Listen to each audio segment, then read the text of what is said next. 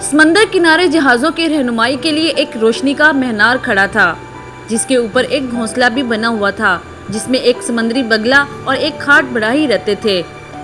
وہ دونوں بہت گہرے دوست تھے اور ہمیشہ سے اکٹھے رہ رہے تھے، لیکن ننھا کھاٹ بڑھائی پریشان تھا کیونکہ اس کا دوست ایک بری اور خطرناک عادت میں مبتلا ہو گیا تھا۔ وہ ہر رات جیسے ہی سوتا، بگلا اپنے گھونسلے سے اڑتا اور سمندر کے اوپر چلا جاتا۔ جب کبھی وہ ایسا کرتا تھا تو اس کی زندگی خطرے میں ہوتی تھی، کیونکہ کئی مرتبہ اسے شارک مچھلیاں ہڑپ کرنے لگی تھیں۔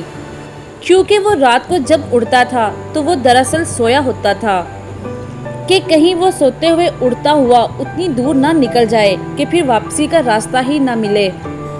ننھے کھاٹ بڑھائی کو سمجھ نہیں آتی تھی کہ وہ کیا کرے۔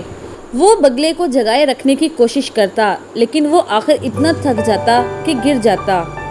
کھاٹ بڑھائی ہر وقت اس مصیبت سے نکلنے کی ترکیب سوچتا اور پھر اسے ایک ترکیب سوجی۔ اس نے سوتے میں بگلے کی ٹانگ سے ایک سمندر کشتی کا لنگر باندھ دیا۔ رات کو بگلے نے سوتے میں اڑنے کی کوشش کی۔ وہ لنگر کو گھسیٹ کر سمندر کے پانی میں لے گیا اور اس کے وزن سے ڈوبنے لگا، لیکن پھر ٹھنڈے پانی نے اسے جگا دیا۔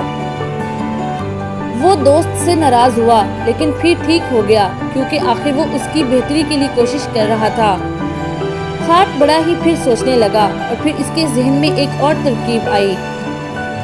جب بگلا سو گیا تو اس نے ایک لمبی سی رسی اس کی ٹانگوں سے باندھی اور اس کا دوسرا سرا موسم بتانے والے مرغے سے باندھ دیا جو روشنی کے مینار پر بنا ہوا تھا۔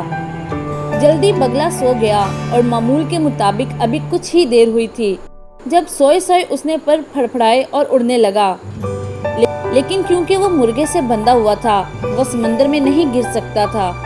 نہ اسے ڈوبنے کا ڈر تھا اور نہ راستہ بھولنے کا۔ اب وہ روشنی کے مینار کے ارد گرد چکر لگاتا رہا۔